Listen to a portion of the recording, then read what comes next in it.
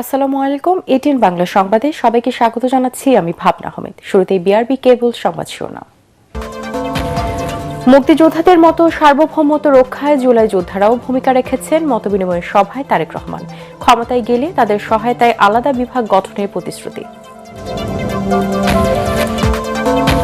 যমুনায় প্রধান উপদেষ্টার সাথে জামায়াতের আমির সহ 4 সদস্যের বৈঠক। আলোচনা হতে পারে নির্বাচন সহ সমসাময়িক ইস্যুতে।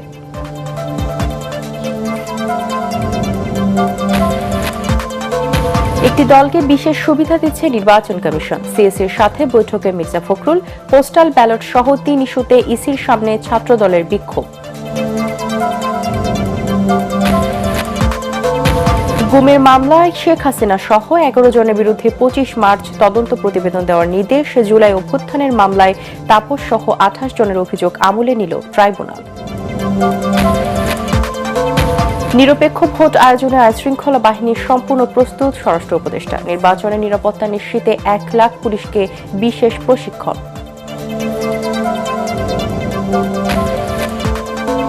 এবং সুষ্ঠু নির্বাচন আয়োজনে অন্তর্বর্তী সরকারের বড় চ্যালেঞ্জ জানালেন উপদেষ্টা রেজওয়ানা হাসান। চীনের সম্মতি পেলেই দৃশ্যমান হবে তিস্তা মহাপরিকল্পনা।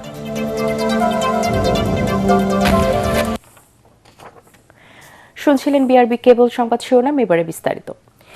৭১-এর মুক্তিযুদ্ধের মতো জুলাই যোদ্ধারাও দেশের সার্বভৌমত্ব রক্ষায় ভূমিকা রেখেছে। ক্ষমতায় গেলে তাদের সহায়তায় আলাদা বিভাগ গঠন করা হবে বলে জানিয়েছেন বিএনপি চেয়ারম্যান তারেক রহমান। রাজধানী কৃষিবিদ ইনস্টিটিউটে জুলাই গণ অভ্যুত্থানে নিহত ও আহত পরিবারের সাথে মত বিনিময় সভায় তিনি বলেন, আগামী নির্বাচনের মাধ্যমে নিরাপদ গণতান্ত্রিক বাংলাদেশ প্রতিষ্ঠা করতে না পারলে গণ অভ্যুত্থানের সব অর্জন ব্যর্থ হবে। যারা গণ অভ্যুত্থানের চেতনাকে নিজ স্বার্থে ব্যবহার করতে চায় তাদের বিরুদ্ধে সজাগ থাকার আহ্বান জানান তারেক রহমান। কামরুজ্জামান রাজীবের রিপোর্ট। যাদের আত্মত্যাগের কারণে দেশ ফ্যাসিবাদ মুক্ত হয়েছে, সেই জুলাই যোদ্ধাদের বুক ভরা কষ্টের কথা খুব কাছ থেকে শুনলেন তারেক রহমান। আশ্বাস দিলেন সবাইকে সমান মর্যাদা দেয়ার। শহীদ পরিবারের স্বজনরা অভিযোগ করেন, যে স্বপ্ন নিয়ে ২৪-এর গণ অভ্যুত্থানে ছাত্র জনতা জীবন দিয়েছে তা এখনো পূরণ হয়নি। অন্তর্বর্তী সরকারের কাছে যে প্রত্যাশা ছিল তা তারা পূরণ করতে পারেনি। আগামী সরকার যেন অন্তর্বর্তী সরকারের মতো বেইমানি না করে। আমার আহনাফ রক্ত দিয়েছে বিধায় আপনি আজকে এখানে আছেন। আমাদের সন্তানদের হত্যার বিচারটুকু করবেন। আওয়ামী লীগ সন্ত্রাসী বাহিনী এবং পুলিশ বাহিনী একত্রিত হয়ে আমার এই ডান হাতটা দ্বিখণ্ডিত করে ফেলে। দেশের বেদনা, কত দুঃখ, কত কষ্ট তার। আমি বলতে চাই, এই সরকার যে কাজ করেছে বাংলাদেশ আপনি দিকে ছাড়বে না। বিএনপি নেতারা বলেন, জাতির মুক্তির দিশারি জুলাই যোদ্ধাদের সম্মান জানাতে না পারলে ভবিষ্যতে কেউ দেশের জন্য জীবন দিতে আসবে না। দেশের জন্য যারা জীবন দেয়, যারা আহত হয়, তাদেরকে যদি শ্রদ্ধা করতে না পারি তাহলে ভবিষ্যতে আর কেউ দেশের জন্য, দেশের মানুষের জন্য জীবন দেবে না, আহত হবে। সবাই প্রধান অতিথির বক্তব্যে বিএনপির চেয়ারম্যান তারেক রহমান বলেন, ২৪-এর আন্দোলন কোনো ব্যক্তি, দল বা গোষ্ঠীর নয়। এ আন্দোলন ছিল গণতন্ত্রকামী মানুষের গণ আন্দোলন। ২০২৪ সালের আন্দোলন কোনো ব্যক্তি, দল বা গোষ্ঠীর নয়। এ কারণেই আমি বলি, ১৯৭১ সাল ছিল স্বাধীনতা অর্জনের, ২০২৪ সালের আন্দোলন ছিল দেশ এবং জনগণের স্বাধীনতা রক্ষা। তিনি বলেন, ২৪-এর বিজয়কে সুসংহত করতে হলে প্রত্যেক নাগরিকের রাজনৈতিক ও অর্থনৈতিক অধিকার নিশ্চিত করতে হবে। সুবিধাবাদীদের বিরুদ্ধে সজাগ থাকতে হবে। যারা স্বাধীনতা রক্ষার আন্দোলনকে দলীয় স্বার্থ রক্ষার আন্দোলনে পরিণত করতে চায়, তাদের সম্পর্কে স্বাধীনতা প্রিয় গণতান্ত্রিকামী মানুষকে অবশ্যই সজাগ থাকা জরুরি। একটি নিরাপদ গণতান্ত্রিক বাংলাদেশ প্রতিষ্ঠার জন্য আগামী জাতীয় নির্বাচন অত্যন্ত অত্যন্ত এবং অত্যন্ত গুরুত্বপূর্ণ। আমরা যদি একটি নিরাপদ গণতান্ত্রিক বাংলাদেশ প্রতিষ্ঠা করতে ব্যর্থ হই, তাহলে এইভাবেই আমাদেরকে শোক সমাবেশ আর শোকগাথা চলতে থাকবে। সরকার গঠনের দায়িত্ব পেলে বিএনপি শহীদদের উদ্দেশ্য বাস্তবায়িত করবে, গণতন্ত্রের বিজয় যাত্রা অর্জিত হবে বলে জানান তারেক রহমান। কামরুজ্জামান রাজীব, এটিএন বাংলা, ঢাকা। সমসাময়িক রাজনৈতিক বিভিন্ন বিষয় নিয়ে সন্ধ্যায় প্রধান উপদেষ্টা ডক্টর মোহাম্মদ ইউনূসের সঙ্গে বৈঠকে বসেছে জামাত ইসলামী।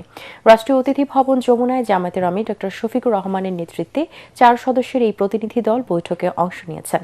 প্রতিনিধি দলে রয়েছেন দলের নায়েবে আমির সৈয়দ আবদুল্লাহ মোহাম্মদ তাহের, সেক্রেটারি জেনারেল মিয়া গোলাম পরোয়ার ও সহকারী সেক্রেটারি জেনারেল রফিকুল ইসলাম খান।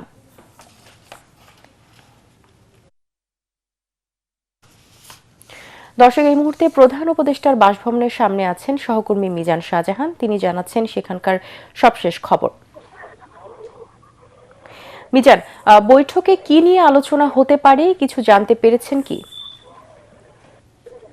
ভাবনা, আপনাকে ধন্যবাদ। আমি যখন আপনার সঙ্গে কথা বলছি তখন প্রধান উপদেষ্টা ডক্টর মোহাম্মদ ইউনূসের সাথে জামাত আমির ডাক্তার শফিকুর রহমানের নেতৃত্বে 4 সদস্যের প্রতিনিধি দলের বৈঠকটি চলছে এবং প্রধান উপদেষ্টার কার্যালয়ে সন্ধ্যা 6:17 প্রবেশ করেন জামাতের প্রতিনিধি দলটি এবং সন্ধ্যা 6:30 এই বৈঠকটি শুরু হয়েছে। শেষ খবর পাওয়া পর্যন্ত বৈঠকটি চলছিল।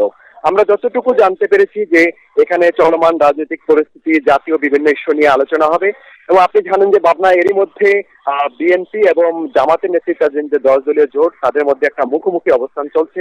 বিশেষ করে নির্বাচন কমিশনে গতকাল যখন ফেনী 3 আসনে বিএনপি দলীয় প্রার্থী এবং আব্দুল আওয়াল মিন্টুর শুনানি চলছিল দ্বৈত নাগরিকত্বের অভিযোগে এবং একই সময় মানিকগঞ্জ 3 আসনের বিএনপি দলীয় সংসদ সদস্য প্রার্থী আফরোজা খানম বিতারও দ্বৈত নাগরিকত্বের অভিযোগে শুনানি চলছিল।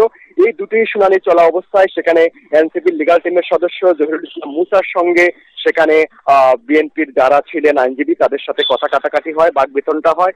এইসব ইস্যুকে কেন্দ্র করে একটা উত্তপ্ত পরিস্থিতি বিরাজ করছে এবং আজকে ছাত্র দলের পক্ষ থেকে নির্বাচন কমিশন ঘেরাও করা হয়েছে। সেখানে লেভেল প্লেইং ফিল্ড নেই, বিশেষ একটি দলের পক্ষে নির্বাচন কমিশন অবস্থান নিয়েছে, এরকম নানা অভিযোগ আনা হয়েছে। এই সব অভিযোগ, পাল্টা অভিযোগের বিষয়ে হয়তো আজকের বৈঠকে আলোচনা হবে। যদিও তফসিল ঘোষণার পরে এই সমস্ত সার্বিক বিষয়ে দেখার দায়িত্ব নির্বাচন কমিশনের। নির্বাচন কমিশনই এখানে সার্বভৌম ক্ষমতার অধিকারী। তারপরও রাষ্ট্রের নির্বাহী বিভাগের প্রধান হিসাবে প্রধান উপদেষ্টা এখানে যে ব্যাপারে নির্দেশনা দিতে পারেন, হস্তক্ষেপ করতে পারেন, সেই সব বিষয়ে এখানে হয়তো জামাতের আমিরের পক্ষ থেকে তাদের প্রতিনিধি দল এখানে সরকারের দৃষ্টি আকর্ষণ করবে। এর বাইরে আপনি জানেন যে বিএনপি থেকে নির্বাচন কমিশনে অভিযোগ করা হয়েছে যে বিশেষ একটি দলের পক্ষ থেকে অনেকের বিকাশ নাম্বার সংগ্রহ করা হচ্ছে, এনআইডি নাম্বার সংগ্রহ করা হচ্ছে। এই যে আচরণবিধি লঙ্ঘনের অভিযোগ, পাল্টা অভিযোগ এবং কিভাবে 12ই ফেব্রুয়ারি একটি শান্তিপূর্ণভাবে সুন্দরভাবে একটি নির্বাচন উঠিয়ে আনা যায়, যে নির্বাচনটি হবে গ্রহণযোগ্য, সেই সব বিষয় নিয়ে এখানে মূলত আলোচনা হবে। আর এখন যেহেতু বৈঠক চলছে, আমি যতটুকু জানি যে সন্ধ্যা 7:30টার মধ্যেই বৈঠকটি শেষ হয়ে যাবে। বৈঠক শেষ হওয়ার পরে এখানে জামাতের আমির অথবা তাদের প্রতিনিধি দলের পক্ষে দলটির সিনিয়র নায়েবে আমির ডাক্তার সৈয়দ আবদুল্লাহ মোহাম্মদ তাহের কথা বলবেন।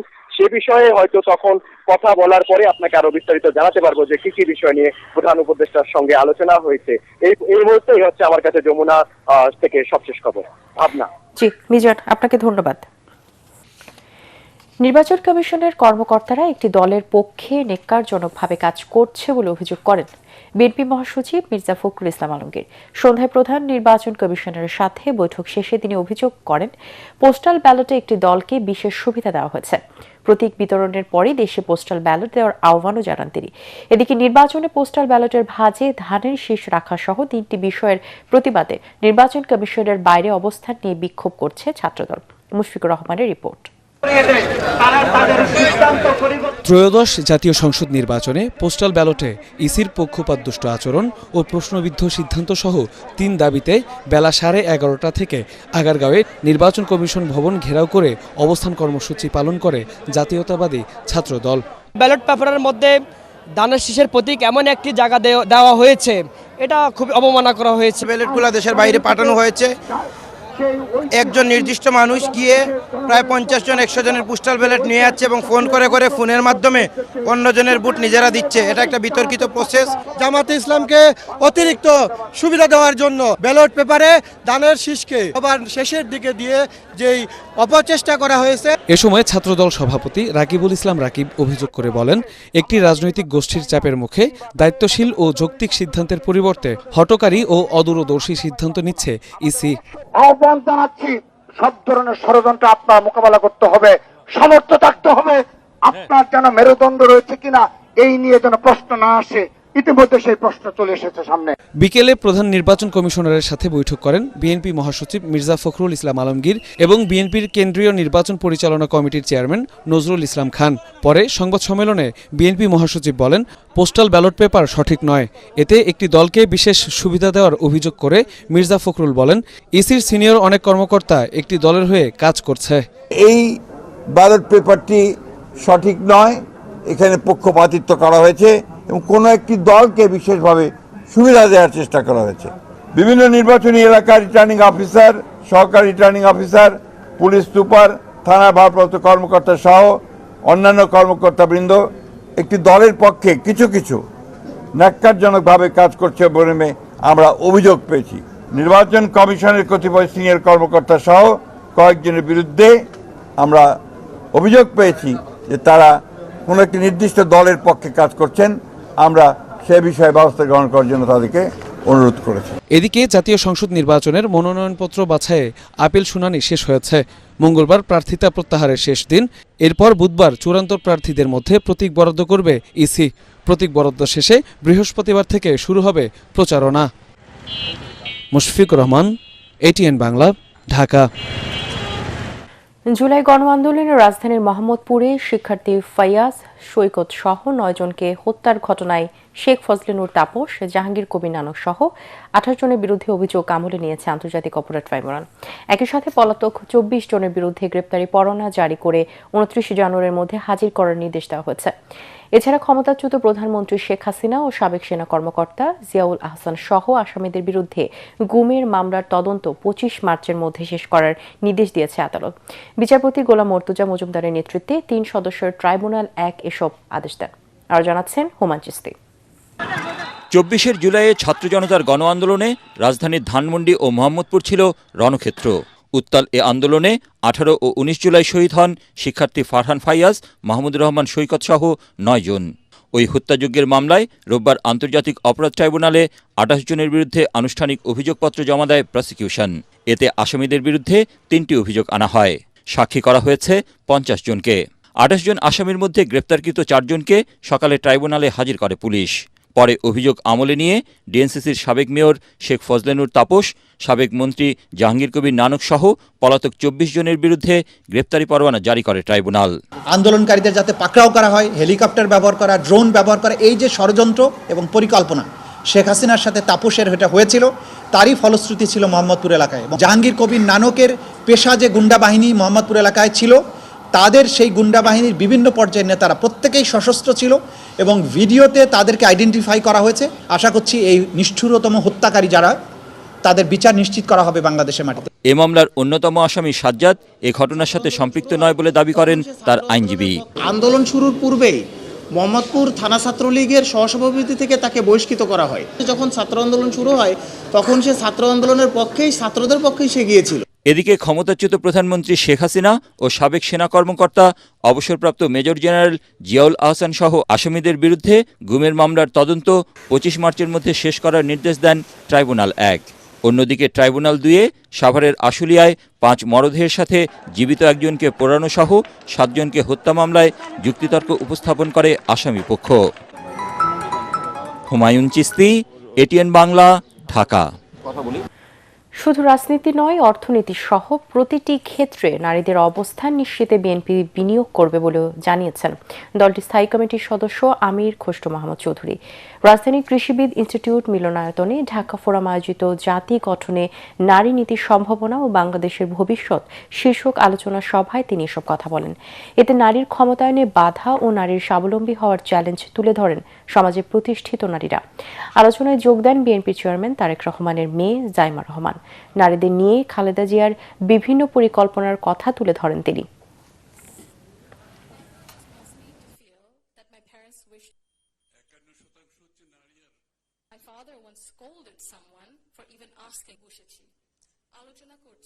নিজের ছোট্ট জায়গা থেকেও সমাজের জন্য, দেশের জন্য কিছু করার আন্তরিকতা আমাদের সবার মধ্যে থাকা উচিত। আজ আমি এসেছি শুধু শুনতে, শিখতে এবং একসাথে কাজ করার মনোভাব নিয়ে এগিয়ে যেতে। দাদু যখন আমাদের সাথে লন্ডনে ছিলেন, আম্মা আব্বা একদিন দাদুকে সকাল সকাল দেখতে গেছিল। তো নার্স তারপরে বললেছে যে ও আমি তো আপনার মাকে চিনেছি। আম্মু আব্বু বললো কিভাবে? আপনার মাই প্রথম ইলেক্টেড প্রাইম মিনিস্টার বাংলাদেশের না? আম্মু আব্বু তো অবাক, হ্যাঁ আপনি কিভাবে জানেন? তো নার্স তারপরে বললো যে আপনাদের যে উনি যে এত কিছু করেছেন এই মেয়েদের শিক্ষার জন্য, specially primary education, food for education, cash for education, এগুলো আমাদের সরকার ওই 35-30 বছর আগে দেখে ইমপ্লিমেন্ট করেছিল। নির্বাচনকালীন নিরাপত্তা নিশ্চিতে প্রায় 1 লাখ পুলিশ সদস্যকে বিশেষ প্রশিক্ষণ দেওয়া হয়েছে বলে জানিয়েছেন স্বরাষ্ট্র উপদেষ্টা অবসরপ্রাপ্ত লেফটেন্যান্ট জেনারেল জাহাঙ্গীর আলম চৌধুরী। তিনি বলেন, সংসদ নির্বাচন অবাধ, সুষ্ঠু ও নিরপেক্ষভাবে সম্পন্ন করতে পুলিশ বাহিনী সম্পূর্ণ প্রস্তুত। সকালে রাজশাহীর সারদা পুলিশ একাডেমিতে সহকারী পুলিশ সুপারদের সমাপনী কুচকাওয়াজ অনুষ্ঠানে প্রধান অতিথির বক্তব্যে তিনি এসব কথা বলেন। স্বরাষ্ট্র উপদেষ্টা বলেন, পুলিশ কোনো রাজনৈতিক দলের রক্ষক নয়, তারা জনগণের করের টাকায় পরিচালিত রাষ্ট্রের কর্মচারী। পুলিশ বাহিনীর মূল দায়িত্ব জনগণের সেবা ও আইনের শাসন নিশ্চিত করা। সমাপনী কুচকাওয়াজে আইজিপি বাহারুল আলম, স্বরাষ্ট্র মন্ত্রণালয়ের সিনিয়র সচিব নাজিমুল গনি, বাংলাদেশ পুলিশ একাডেমির প্রিন্সিপাল অ্যাডিশনাল আইজিপি তৌফিক মাহমুদ চৌধুরী উপস্থিত ছিলেন। আসন্ন ত্রয়োদশ জাতীয় সংসদ নির্বাচনে সততা, নিরপেক্ষতা ও পেশাদারিত্বের মাধ্যমে দায়িত্ব পালনে পুলিশ বাহিনী সম্পূর্ণ প্রস্তুত রয়েছে। এবারে প্রথমবারের মতো নির্বাচনকালীন নিরাপত্তা ও আনুষঙ্গিক বিষয়ে পুলিশের সদস্যদের প্রশিক্ষণ দেওয়া হয়েছে। আপনারা জানেন, এবার জাতীয় নির্বাচনে প্রায় 1,50,000 পুলিশ সদস্য দায়িত্ব পালন করবেন। ত্রয়োদশ জাতীয় সংক্রান্ত নির্বাচন সম্পন্ন করা অন্তর্বর্তী সরকারের সবচেয়ে বড় চ্যালেঞ্জ বলে মন্তব্য করেছেন পরিবেশ, বন ও জলবায়ু পরিবর্তন মন্ত্রণালয়ের উপদেষ্টা সৈয়দা রেজওয়ানা হাসান। তিনি জানান, চীন সরকারের সম্মতি পেলেই তিস্তা মহাপরিকল্পনার কাজ দৃশ্যমান হবে। সৈয়দপুর বিমানবন্দরে সাংবাদিকদের প্রশ্নের জবাবে তিনি এসব কথা বলেন। রেজওয়ানা হাসান বলেন, দেশের সর্ববৃহৎ তিস্তা সেচ প্রকল্পের মহাপরিকল্পনা বাস্তবায়ন নিয়ে ইতোমধ্যে অন্তর্বর্তী সরকার চীনের কাছে সার্বিক কাগজপত্র এবং অর্থ ব্যয় সংক্রান্ত বিষয় নিয়ে চূড়ান্ত আলোচনা শেষ করেছে।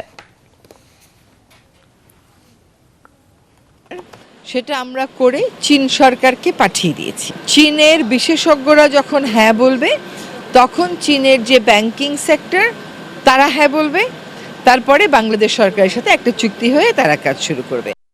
রাজনৈতিক দ্বন্দ্ব এলাকায় আধিপত্য বিস্তারকে কেন্দ্র করে খুলনায় গত 1.5 বছরে খুন হয়েছে অর্ধশতাধিক মানুষ।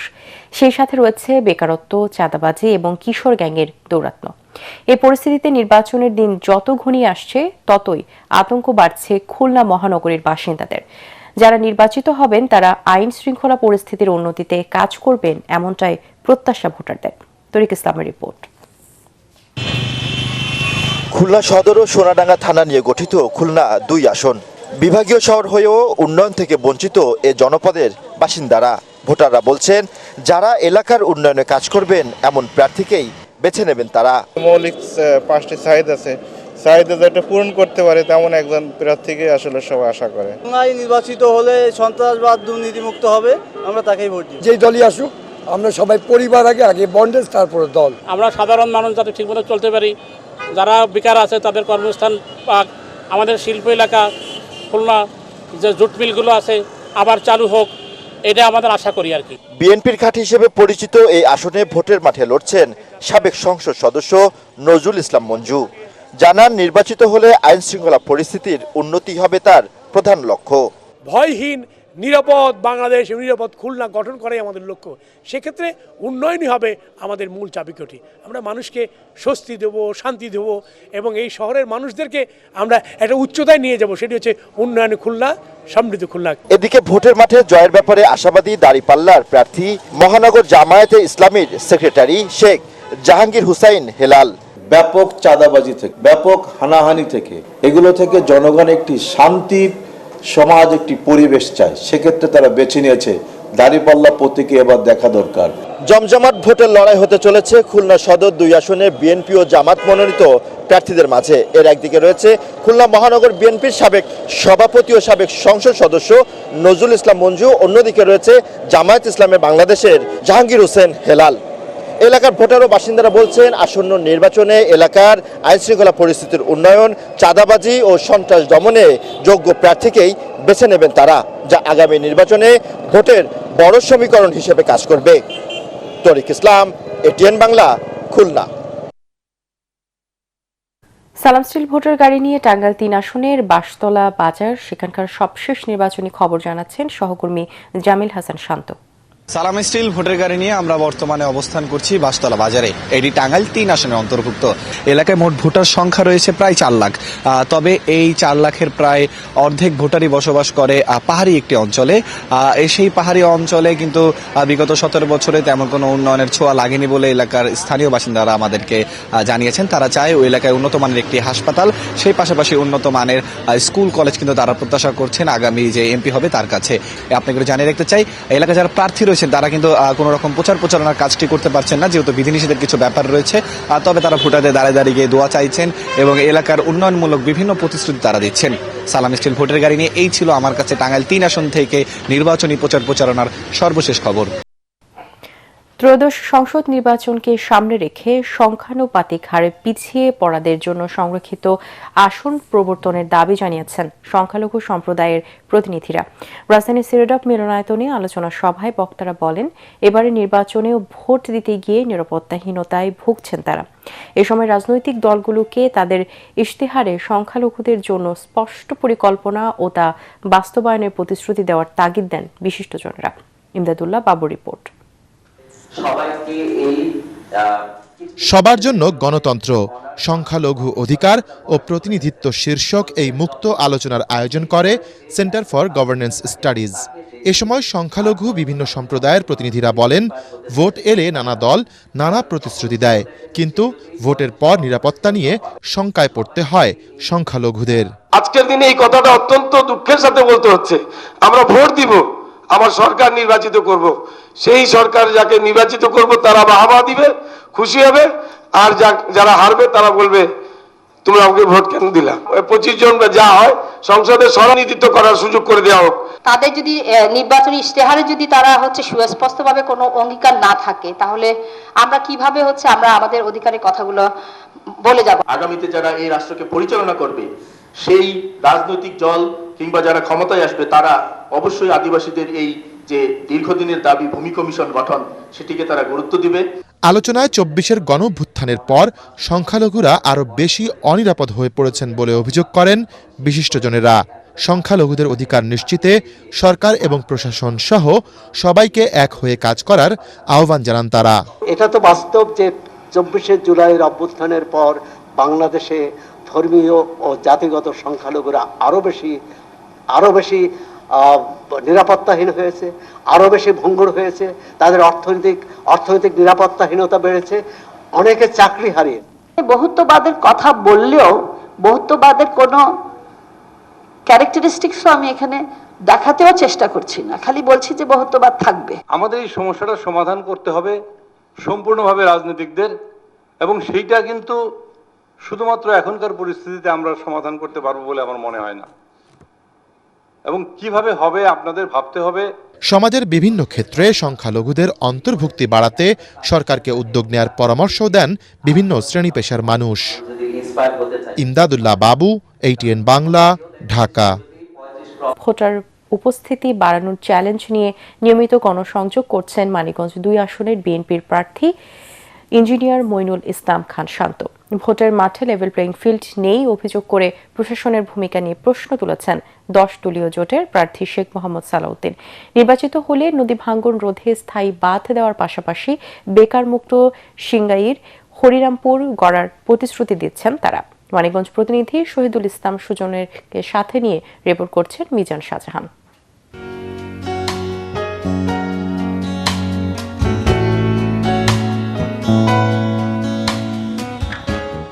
সিংগাইর, হরিরামপুর ও সদরের 2টি ইউনিয়ন নিয়ে সংসদীয় আসন মানিকগঞ্জ 2। এখানকার বাসিন্দারা মূলত কৃষিজীবী। 14 পুরুষের পেশাকে আঁকড়ে ধরে রেখেছেন তারা। পদ্মা নদীর ভাঙনে সর্বশান্ত হওয়ার পরেও বারবার ঘুরে দাঁড়ানো এসব মানুষ চান স্থায়ী সমাধান। নির্বাচিত হলে এসব সমস্যা নিরসনে পদক্ষেপ নেয়ার আশ্বাস দিয়েছেন বিএনপির প্রার্থী ইঞ্জিনিয়ার মইনুল ইসলাম খান শান্ত। চ্যালেঞ্জ হলো ভোটার উপস্থিতি, বিভিন্ন ধরনের কথাবার্তা শোনা যায়, তো আমার মনে হয় আমরা ওইদিকে নজর দিলে একটা ভালো রেজাল্ট আশা করছি। মানিকগঞ্জের 3টি আসনেই 11 দলীয় জোটের শরিকদের ছেড়ে দিয়েছিল জামাত। ইসলামী আন্দোলন বাংলাদেশ জোটে না থাকায় মানিকগঞ্জ 1 আসনে জামাতের প্রার্থী ডাক্তার আবু বকর সিদ্দিকী নির্বাচন করবেন। তবে মানিকগঞ্জ 2 ও 3 আসনে 10 দলীয় জোটের প্রার্থী খেলাফত মজলিসের 2 নেতা। মানিকগঞ্জ 2-এ জোট প্রার্থী শেখ সালাউদ্দিন বলেন, চাঁদাবাজ মুক্ত এলাকা গড়ার লক্ষ্যে কাজ করছেন তিনি। দেশে একজন লোক ব্যবসা করবে, একটা বিল্ডিং করবে, রাস্তায় একটা গাড়ি নামাবে, তার চাঁদা দিতে হবে কেন? এর চেয়ে একটা লজ্জাজনক ব্যাপার তো হইতে পারে, এবার মেনে নেওয়া যায় না। আমি আসতে পারলে ইনশাআল্লাহ এগুলোর ব্যাপারেও আমি কার্যকর পদক্ষেপ নেব। শুধু নদী ভাঙন নয়, নির্বিচারে বালু উত্তোলনের কারণেও ভিটে মাটি হারাতে হচ্ছে এ অঞ্চলের মানুষদের। সিঙ্গাইরকে বলা হয়ে থাকে ঢাকা শহরের কিচেন গার্ডেন, কিন্তু এখানে যারা কৃষিজীবী মানুষ, তাদের ভাগ্যের পরিবর্তন হয়নি অতীতের কোনো সরকারের আমলেই। তবে এখানকার প্রার্থীরা বলছেন, ভোটার উপস্থিতির যে চ্যালেঞ্জ রয়েছে তাদের সামনে, সেটি পূরণে যদি এখানকার ভোটাররা সহায়তা করেন, তাহলে এখানকার বাসিন্দাদের ভাগ্যের উন্নয়নে সর্বোচ্চ চেষ্টা করে যাবেন তারা। মিজান শাহজাহান, এটিএন বাংলা, সিঙ্গাইর, মানিকগঞ্জ। সালাম স্টিল ভোটের গাড়ি নিয়ে গাজীপুর 2 আসনের রাজেন্দ্রপুর চৌরাস্তায় রয়েছেন সহকর্মী ইয়াসিন রানা, সেখান থেকে জানাচ্ছেন ভোটের খবর। আমরা এই মুহূর্তে আছি গাজীপুর 2 আসনের রাজেন্দ্রপুর চৌরাস্তায়। এই আসনটি মূলত টঙ্গী থেকে শুরু করে রাজেন্দ্রপুর পর্যন্ত বিস্তৃত। এখানে কয়েকটি থানা রয়েছে এবং এই আসনের ভোটার সংখ্যা মোট 8.5 লাখেরও বেশি। এখানে জামাতের প্রার্থীতা প্রত্যাহার করে এখানে এনসিপিকে সমর্থন দেওয়া হয়েছে। এখানে এনসিপির প্রার্থী আলী নাসের খান, বিএনপির প্রার্থী রয়েছেন মঞ্জুরুল করিম রনি, যিনি সাবেক মেয়র আব্দুল মান্নানের সন্তান। এছাড়া বিএনপির আরেকজন বিদ্রোহী প্রার্থী রয়েছেন, তার নাম সালাউদ্দিন সরকার। এখানে আমরা ভোটারদের সাথে কথা বলেছি, স্থানীয় মানুষের সাথে কথা বলেছি, প্রার্থীদের সাথে কথা বলেছি। এখানে যে যানজটের সমস্যা রয়েছে, মাদকের সমস্যা রয়েছে, এছাড়া এখানে যেহেতু ইন্ডাস্ট্রিয়াল এরিয়া, এখানে শ্রমিকদের বিভিন্ন সমস্যা এবং সমাধানের বিভিন্ন সমস্যা রয়েছে। এখানে পরিচ্ছন্নতার যে সমস্যা রয়েছে, ড্রেনের সমস্যা রয়েছে, এই সমস্যাগুলো সমাধান করার জন্য ভোটাররা প্রার্থীদের কাছে বিভিন্ন সময় দাবি জানিয়েছেন এবং প্রার্থীরা চেষ্টা করছেন বিভিন্ন এলাকা ঘুরে কোন কোন এলাকার সমস্যা রয়েছে সেগুলো নোট করার মাধ্যমে জনগণের কাছে সেই সমস্যাগুলো তুলে ধরে সেই সমস্যার সমাধানের বিভিন্ন প্রতিশ্রুতি দিচ্ছেন। সার্বিকভাবে প্রার্থীরা চেষ্টা করছেন যেন লেভেল প্লেইং ফিল্ড বজায় রাখে, সেই বিষয়ে প্রশাসনের কাছেও তারা জোর দাবি জানাচ্ছেন। এই ছিল গাজীপুর 2 আসন থেকে ভোটের মাঠের সবশেষ তথ্য। এবারে অর্থ সংবাদ।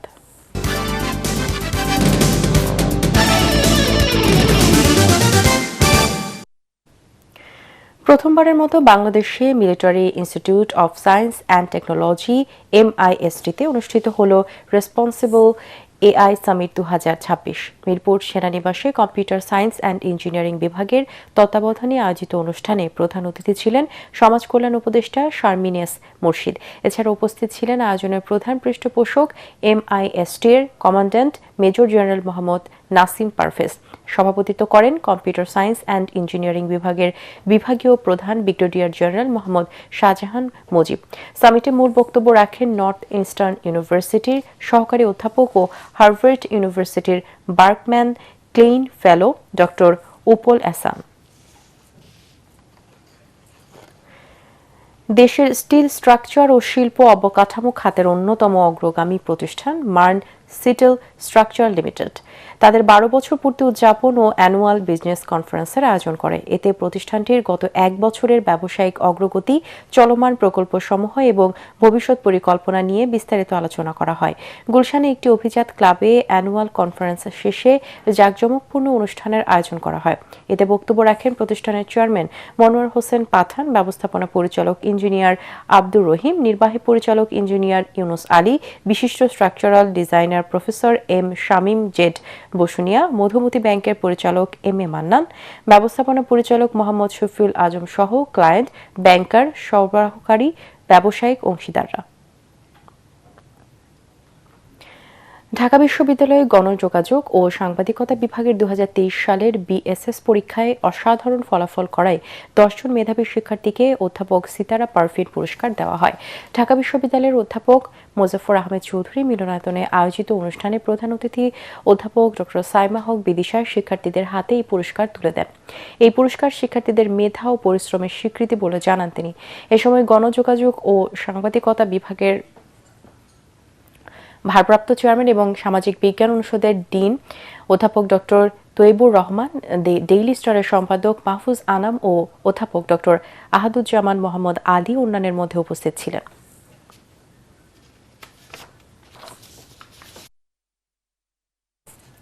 এবারে খেলার খবর।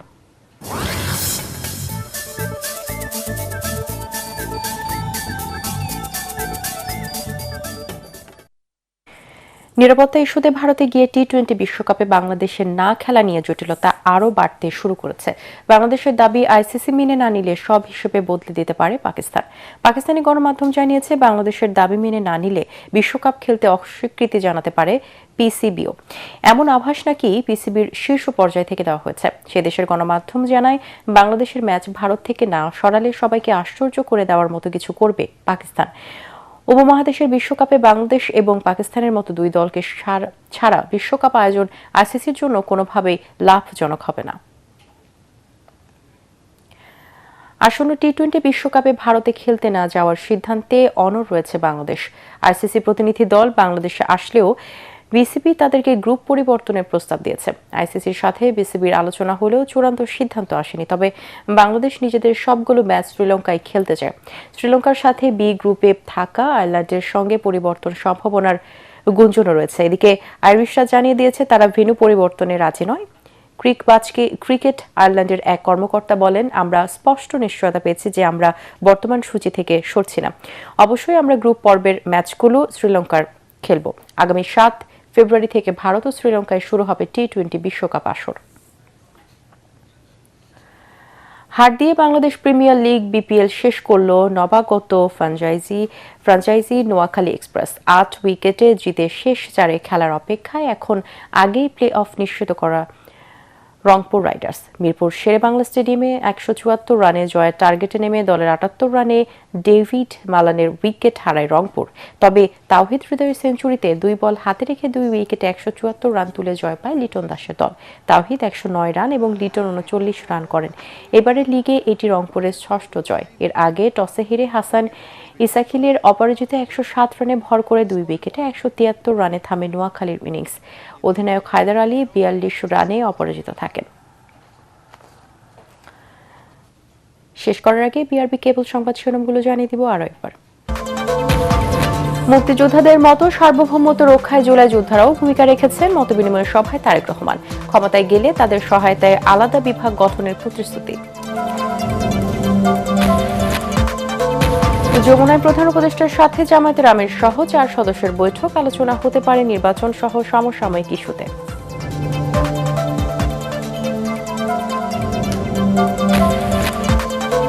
একটি দলকে বিশেষ সুবিধা দিচ্ছে নির্বাচন কমিশন। সিএসসির সাথে বৈঠকে মির্জা ফখরুল। পোস্টাল ব্যালট সহ 3 ইস্যুতে ইসির সামনে ছাত্র দলের বিক্ষোভ।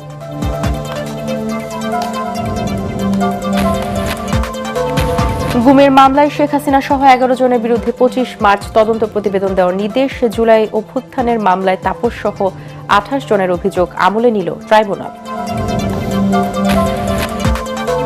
নিরপেক্ষ ভোট আয়োজনে আইন শৃঙ্খলা বাহিনীর সম্পূর্ণ প্রস্তুত। স্বরাষ্ট্র উপদেষ্টা। নির্বাচনের নিরাপত্তা নিশ্চিতে 1 লাখ পুলিশকে বিশেষ প্রশিক্ষণ।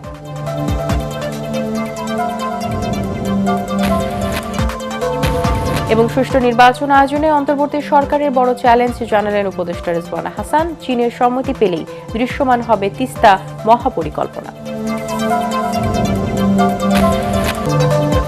পরবর্তী সংবাদ দেখার আমন্ত্রণ জানিয়ে এখনকার মতো শেষ করছি এটিএন বাংলার সংবাদ। ইউটিউবে দেখতে ব্রাউজ করুন youtube/ATN Bangla News। ধন্যবাদ সবাইকে।